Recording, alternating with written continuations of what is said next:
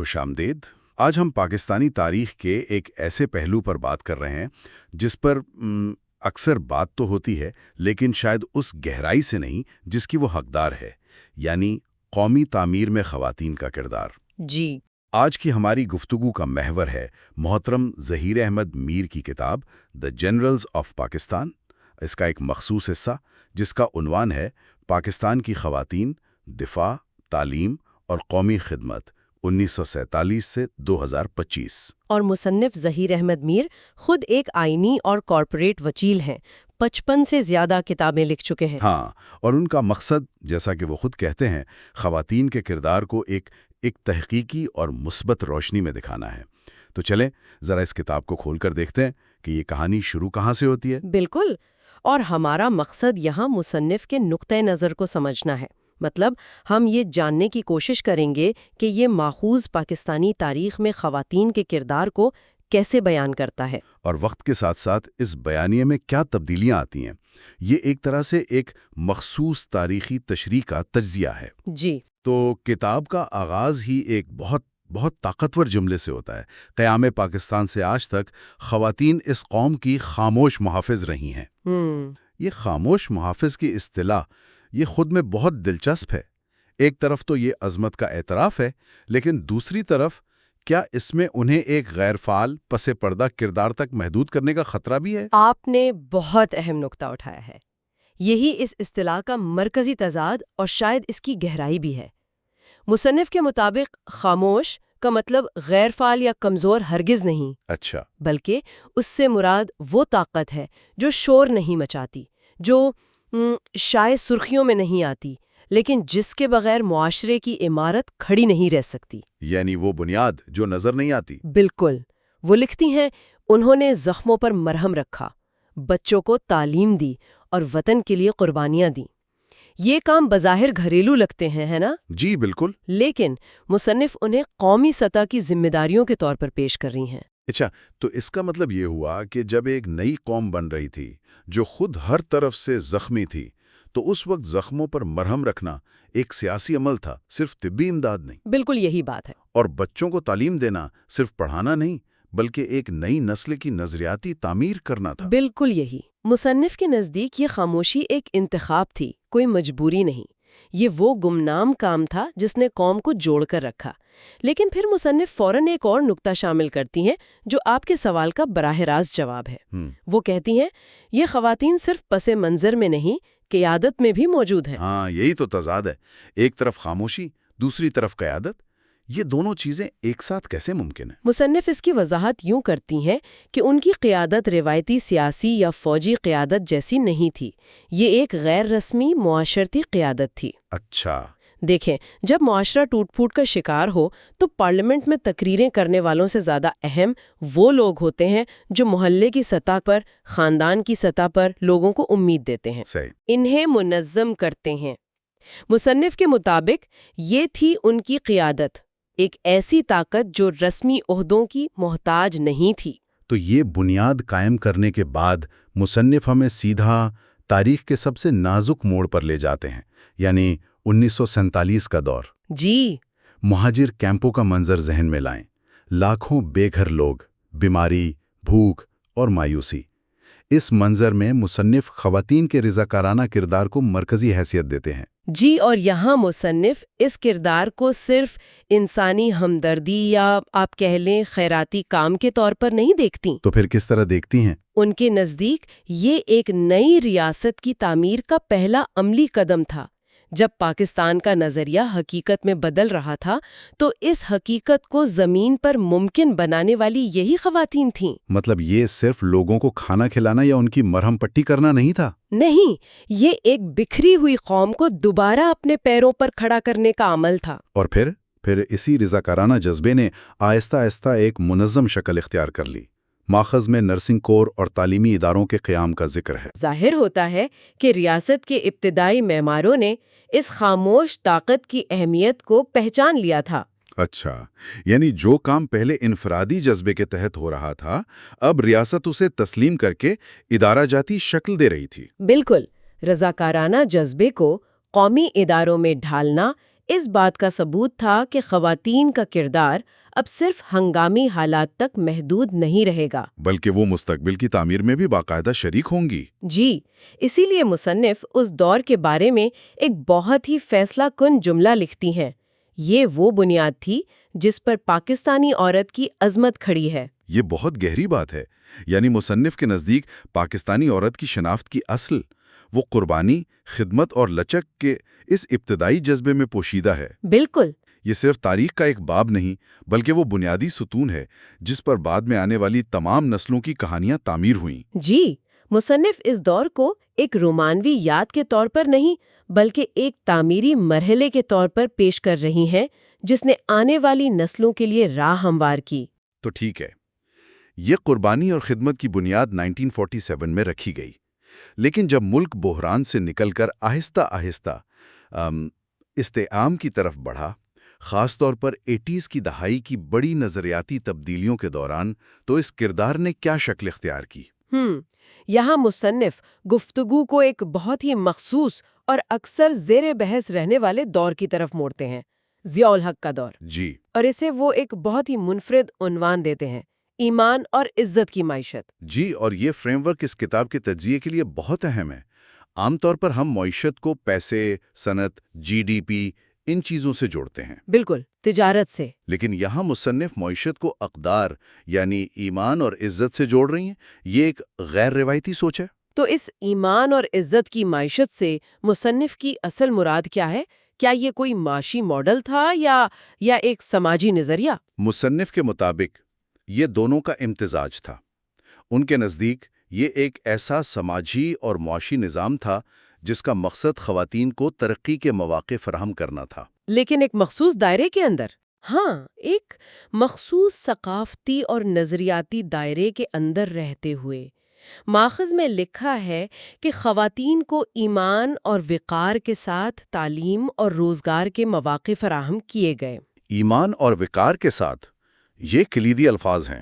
بالکل، یعنی ترقی کو مغربی ماڈلز کی اندھی تقلید کے بجائے مقامی اقدار سے ہم آہنگ کرنے کی کوشش کی گئی۔ یہ ایک دلچسپ نقطہ نظر ہے جو ترقی اور روایت کے درمیان توازن قائم کرنے کی کوشش کو ظاہر کرتا ہے۔ جی، تو ماخذ کے مطابق وہ کون سے مخصوص شعبے تھے جہاں خواتین نے اس معیشت کے تحت مرکزی کردار ادا کیا؟ مصنف بہت واضح طور پر 3 شعبوں کا ذکر کرتی ہیں: تدریس، طب اور انتظامیہ۔ تدریس، طب اور انتظامیہ۔ جی، اب یہ شعبوں کا انتخاب خود بہت معنی خیز ہے۔ تدریس کا مطلب ہے اگلی نسل کی ذہنی اور نظریاتی پرورش کرنا۔ صحیح۔ طب کا مطلب ہے معاشرے کی جسمانی صحت کا خیال رکھنا، اور انتظامیہ کا مطلب ہے نظام کو چلانے میں مدد دینا۔ یہ تینوں شعبے کسی بھی قوم کی ریڑھ کی ہڈی کی حیثیت رکھتے ہیں۔ لیکن یہ ایک بڑا دعویٰ ہے کہ انہوں نے ان شعبوں میں صرف شرکت نہیں کی بلکہ مرکزی کردار ادا کیا۔ کیا مصنف اس کی کوئی مثالیں دیتا ہے؟ کیونکہ عام تاثر تو اکثر یہ پایا جاتا ہے کہ اس دور میں خواتین پر بہت سی پابندیاں لگائیں گئیں اور انہیں عوامی زندگی سے دور رکھنے کی کوشش کی گئی۔ آپ کا سوال بالکل درست ہے۔ مصنف یہاں اعداد و شمار یا مخصوص واقعات کا ذکر کرنے کے بجائے ایک وسیع تر سماجی تبدیلی کی طرف اشارہ کرتی ہیں۔ ان کے مطابق اس دور میں خواتین کے لیے مخصوص یونیورسٹیز اور میڈیکل کالجز قائم ہوئے اور سرکاری ملازمتوں میں خاص طور پر تدریس اور طب میں ان کی تعداد میں اضافہ ہوا۔ اچھا۔ مرکزی کردار سے ان کی مراد شاید یہ ہے کہ یہ شعبے تقریباً مکمل طور پر خواتین کے سپرد کر دیے گئے تھے۔ وہ قوم کی صحت اور تعلیم کے ذمہ دار بن گئیں۔ تو مصنف کا نقطہ نظر یہ ہے کہ انہیں روکا نہیں گیا بلکہ ان کی توانائی کو ایک مخصوص سمت دی گئی جو ریاست کے نظریے سے ہم آہنگ تھی۔ جی، مصنف کے مطابق یہ ایک قسم کا محفوظ ترقی کا ماڈل تھا، یعنی خواتین کو گھروں میں بند کرنے کے بجائے انہیں ایسے شعبوں میں آگے بڑھنے کی ترغیب دی گئی جنہیں سماجی طور پر محترم اور مناسب سمجھا جاتا تھا۔ جی، آپ اسے اس طرح کہہ سکتی ہیں۔ مصنف اسے ایک مثبت قدم کے طور پر پیش کرتی ہیں، ایک ایسا ماڈل جو پاکستان کے سماجی اور ثقافتی حالات کے مطابق تھا۔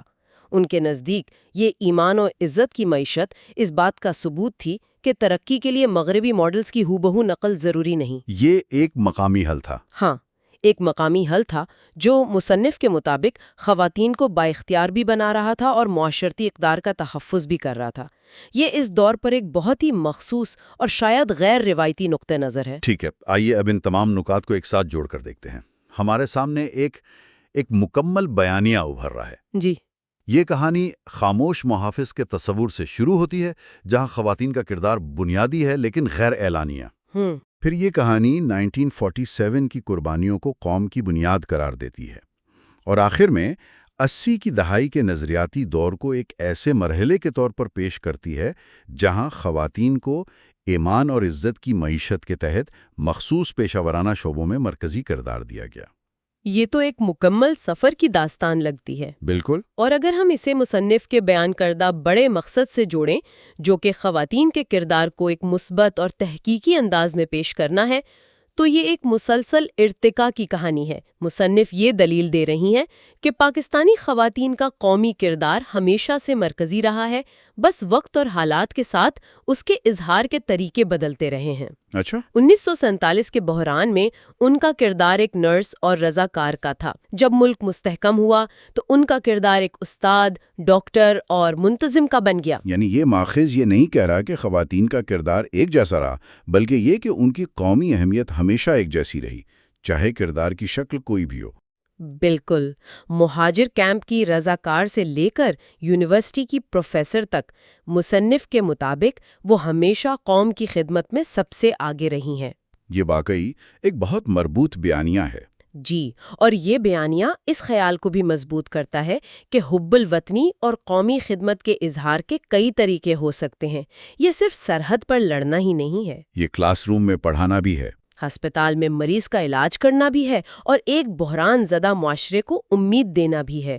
اس ماخوذ کے مطابق پاکستانی خواتین نے یہ تمام کردار ہر دور میں بخوبی نبھائے ہیں۔ یہ تاریخ کو دیکھنے کا ایک ایسا زاویہ ہے جو تنازعات کے بجائے تسلسل اور شراکت پر زور دیتا ہے۔ تو آج کی گفتگو کا خلاصہ یہ ہے کہ ہم نے ظہیر احمد میر کی تحریر کے ذریعے پاکستانی خواتین کے قومی کردار کا ایک مخصوص بیانیہ دیکھا۔ یہ بیانیہ خاموش محافظ کے تصور سے شروع ہوتا ہے، 1947 کی قربانیوں کو ایک لازوال بنیاد قرار دیتا ہے، اور پھر ضیاء دور کو ایمان اور عزت کی معیشت کے فریم ورک میں پیش کرتا ہے۔ یہ ایک ایسی کہانی ہے جو وقت کے ساتھ کردار کے ارتقاء اور قومی خدمت کے جذبے کے تسلسل دونوں کو ایک ساتھ لے کر چلتی ہے۔ جی بالکل۔ اور اب آخر میں سامعین کے لیے سوچنے کے لیے ایک سوال۔ ہم نے ماخذ کا جو حصہ دیکھا اس میں تفصیلی ذکر ضیاء دور پر ختم ہوتا ہے، جبکہ کتاب کے باب کا عنوان 1947 سے 2025 تک کا احاطہ کرتا ہے۔ جی، یہ ہمیں سوچنے پر مجبور کرتا ہے کہ مصنف کا پیش کردہ یہ بیانیہ 1980 کی دہائی کے بعد کی دنیا یعنی گلوبلائزیشن، ڈیجیٹل انقلاب اور جدیدیت کے چیلنجز میں کیسے آگے بڑھتا ہوگا۔ ایک بہت اہم سوال ہے۔ اس تاریخی نقطہ نظر کے مطابق دفاع، تعلیم اور قومی خدمت کے وہ کون سے نئے میدان ہوں گے جو آج کی جدید پاکستانی عورت کی شناخت کی تعریف کرتے ہوں گے؟ تو ہمارا مقصد آج ان اقتباسات کی گہرائی میں اتر کر یہ دیکھنا ہے کہ پاکستان کے قومی بیانیے میں خواتین کو کس طرح پیش کیا گیا ہے۔ جی، پہلے رکاوٹیں توڑنے والی کے طور پر، اور پھر مستقبل کی معیشت کی معمار کے طور پر۔ یہ ایک دلچسپ سفر ہے، آئیے اس کا جائزہ لیتے ہیں۔ چلیں پہلے حصے سے شروع کرتے ہیں۔ یہ پرویز مشرف کے دور کی بات کرتا ہے۔ کتاب اس دور کو ایک اہم موڑ قرار دیتی ہے۔ جی، اس میں کہا گیا ہے کہ خواتین کے لیے ریاست کے سب سے طاقتور اداروں کے دروازے کھول دیے گئے تھے۔ ہاں، دیکھیں مصنف کا نقطہ یہ ہے کہ یہ ایک بڑی ساختی تبدیلی تھی۔ مسلح افواج، سول سروس، فورن سروس، یعنی وہ شعبے جو روایتی طور پر مردوں کے سمجھے جاتے تھے۔ بالکل، جہاں پالیسی سازی ہوتی ہے، تو ان شعبوں میں خواتین کو مواقع فراہم کرنا صرف نوکریاں دینا نہیں تھا، مطلب یہ طاقت کے ڈھانچے میں ان کی شمولیت کو ممکن بنانا تھا۔ اور کتاب میں اس کی ایک بڑی طاقتور مثال دی گئی ہے، خواتین کا فائٹر پائلٹ بننا۔ جی، یہ ایک ایسی تصویر ہے جو ذہن پر نقش ہو جاتی ہے۔ آسمان پر اڑتی ہوئی خاتون، یہ صرف ایک نوکری نہیں، یہ ایک علامت ہے۔ صحیح۔ لیکن یہاں ایک بہت ہی دلچسپ اور شاید متنازع نقطہ اٹھایا گیا ہے۔ متن میں واضح طور پر لکھا ہے، یہ صنفی مساوات نہیں بلکہ قومی خدمت تھی۔ اس تفریق کے کیا معنی ہیں؟ یہی اس پوری اقدام کی روح ہے۔ مصنف کا ترک یہ ہے کہ اس پالیسی کے پیچھے اصل محرک حقوق نسواں یا برابری کا کوئی نظریہ نہیں تھا، بلکہ ایک ٹھوس قومی مفاد تھا۔ اچھا۔ سوچ یہ تھی کہ ملک اپنی آدھی آبادی کو پیچھے چھوڑ کر ترقی نہیں کر سکتا، تو خواتین کو بااختیار بنانا ریاست کو مضبوط بنانے کا ایک ذریعہ تھا، ایک اسٹریٹجک سرمایہ کاری۔ یہ تو بڑی دلچسپ بات ہے۔ تو کیا اس کا مطلب یہ ہے کہ اگر یہ قومی مفاد میں نہ ہوتا تو یہ تبدیلیاں شاید نہ آتی؟ شاید۔ کہ مجھے دوسری جنگ عظیم کی یاد دلا رہا ہے، مغربی ممالک میں روزی دی ریویٹر کی طرح۔ ہاں بالکل۔ وہ بھی حب الوطنی اور قومی خدمت تھی، حقوق کی بات تو بہت بعد میں آئی۔ تو یہ ایک آزمودہ حکمت عملی لگتی ہے۔ آپ نے بہت اچھی مثال دی، یہ واقعی ایک آزمودہ حکمت عملی ہے۔ جب ریاست کو افرادی قوت کی ضرورت ہوتی ہے تو وہ ایسے دروازے کھول دیتی ہے جو پہلے بند ہوتے ہیں۔ صحیح۔ لیکن یہاں اہم بات یہ ہے کہ اسے کس بیانیے میں پیش کیا جا رہا ہے۔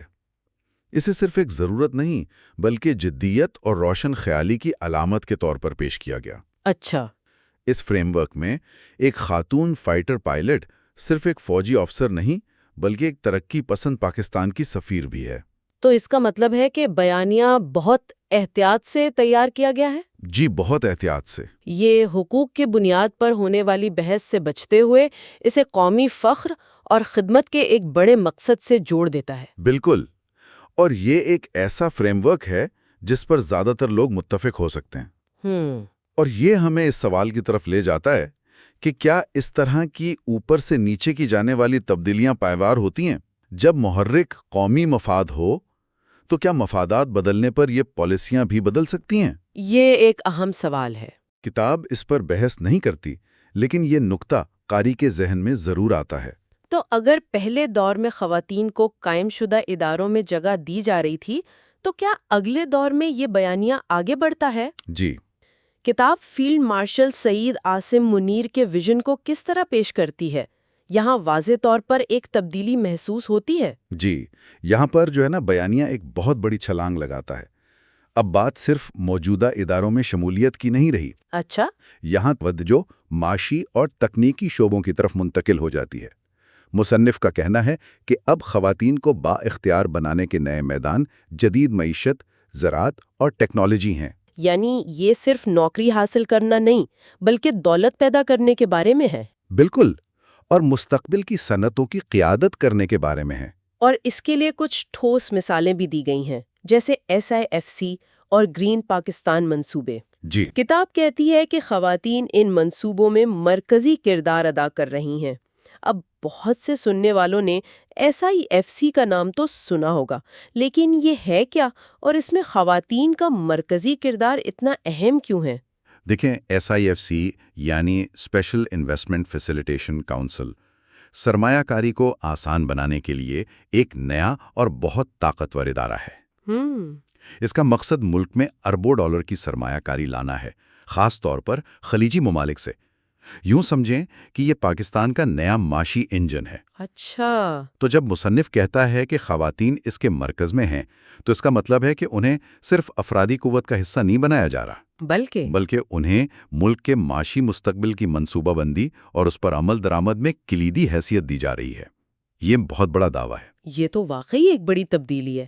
یہ ایسا ہی ہے جیسے پہلے آپ کو کسی بنے بنائے کلب کی ممبرشپ مل جائے، جی، لیکن دوسرے مرحلے میں آپ کو کلب کی نئی برانچ ڈیزائن کرنے اور چلانے کا کام دے دیا جائے۔ بالکل صحیح کہا آپ نے۔ یہ صرف شمولیت نہیں، یہ ملکیت اور قیادت کی بات ہے۔ بالکل، اور دوسرا منصوبہ گرین پاکستان بھی اتنا ہی اہم ہے۔ یہ صرف درخت لگانے کا منصوبہ نہیں ہے۔ صحیح۔ یہ موسمیاتی تبدیلی، خوراک کی حفاظت اور جدید زراعت سے متعلق ہے۔ دیہی علاقوں میں خواتین ہمیشہ سے زراعت میں ریڑھ کی ہڈی رہی ہیں۔ جی، لیکن انہیں کبھی پالیسی ساز نہیں سمجھا گیا۔ کبھی نہیں۔ تو اس منصوبے میں انہیں مرکزی کردار دینا اس بات کا اعتراف ہے کہ وہ نہ صرف زمین پر کام کر سکتی ہیں بلکہ ماحولیاتی تحفظ کی حکمت عملی کی قیادت بھی کر سکتی ہیں۔ اور یہاں 3 کلیدی الفاظ استعمال کیے گئے ہیں: ایمان، تعلیم اور ڈیجیٹل خود مختاری۔ جی، یہ ایک بہت غیر معمولی امتزاج ہے۔ ایمان جیسی روایتی قدر کو ڈیجیٹل خود مختاری جیسے جدید تصور کے ساتھ جوڑنا، اس سے مصنف کیا کہنا چاہ رہا ہے؟ یہ اس بیانیے کا سب سے دلچسپ پہلو ہے۔ یہ روایت اور جدیدیت کے درمیان تصادم کو ختم کرنے کی کوشش ہے۔ پیغام یہ ہے کہ آپ اپنی ثقافتی اور مذہبی اقدار پر قائم رہتے ہوئے بھی جدید دنیا کی قیادت کر سکتے ہیں۔ ایمان کردار کی مضبوطی فراہم کرتا ہے، تعلیم صلاحیت دیتی ہے، اور ڈیجیٹل خود مختاری وہ ایک ہتھیار ہے۔ وہ ہتھیار ہے جس سے مستقبل کی جنگ لڑی جائے گی۔ اور ڈیجیٹل خود مختاری کا مطلب صرف فیس بک یا اسمارٹ فون استعمال کرنا تو نہیں ہوگا، اس کا گہرا مطلب ہے۔ بالکل نہیں، اس کا مطلب ہے کہ ٹیکنالوجی بنانے کی صلاحیت، اپنا ڈیٹا کنٹرول کرنے کی صلاحیت، اور اپنی ڈیجیٹل معیشت خود بنانے کی صلاحیت۔ یعنی صرف صارف بننا نہیں بلکہ خالق بننا۔ بالکل۔ تو جب مصنف کہتا ہے کہ خواتین کو اس شعبے میں لایا جا رہا ہے تو اس کا مطلب ہے کہ انہیں قومی سلامتی اور مستقبل کی معیشت کے سب سے اہم محاذ پر کھڑا کیا جا رہا ہے۔ تو فائٹر جیٹ سے لے کر کی بورڈ اور کوڈنگ تک۔ جی، جنگ کا میدان بدل گیا ہے، اور اس نئے میدان میں خواتین کو کلیدی کھلاڑی کے طور پر پیش کیا جا رہا ہے۔ تو اگر ہم ان دونوں ادوار کو ملا کر دیکھیں تو ایک واضح سفر نظر آتا ہے۔ جی بالکل۔ کی چھتوں کو توڑ کر مردوں کے قائم کردہ نظام میں داخل ہونا اور دوسرے مرحلے میں ایک بالکل نیا نظام بنانے میں مرکزی کردار ادا کرنا۔ صحیح۔ کتاب کا آخری حصہ ان تمام خیالات کو سمیٹتا ہے اور اس میں زبان بہت طاقتور، تقریباً شاعرانہ ہو جاتی ہے۔ اس میں خواتین کو اس قوم کی ریڑھ کی ہڈی کہا گیا ہے۔ جی، یہ جملہ اس پورے بیانیے کا نچوڑ ہے۔ ریڑھ کی ہڈی کا مطلب ہے کہ اگر یہ نہ ہو تو قوم سیدھی کھڑی نہیں ہو سکتی۔ یہ صرف ایک حصہ نہیں بلکہ بنیادی ڈھانچہ ہے۔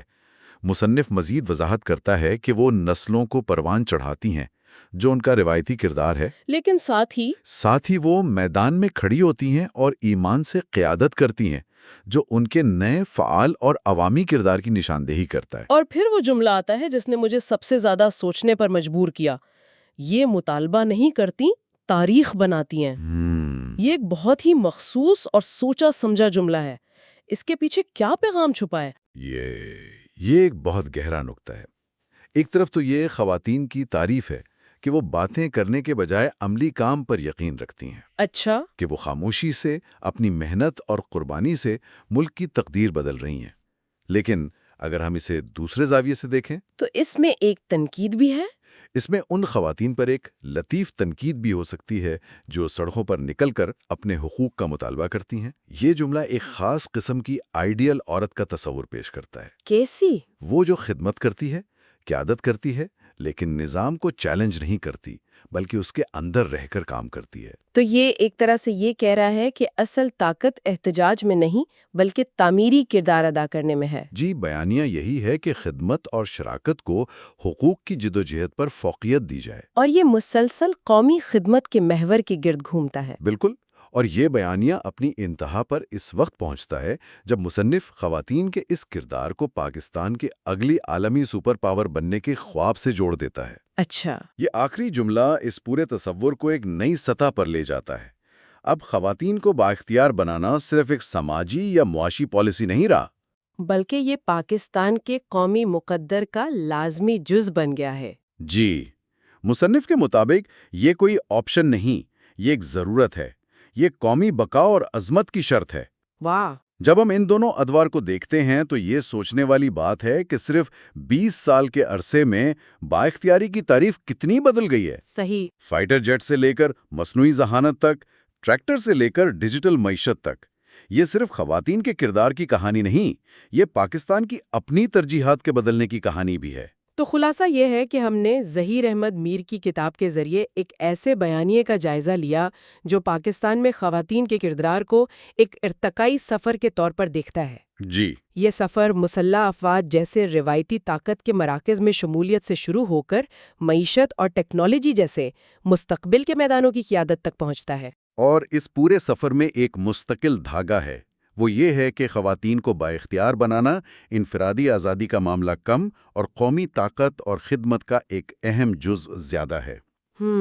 زبان بہت احتیاط سے چنی گئی ہے جو مخصوص پالیسیوں کو ایک عظیم قوم پرستانہ ویژن سے جوڑتی ہے اور روایت اور جدیدیت کو ایک ساتھ لے کر چلنے کی کوشش کرتی ہے۔ اور یہاں ہم اپنے سامعین کے لیے ایک آخری سوچ چھوڑ کر جاتے ہیں۔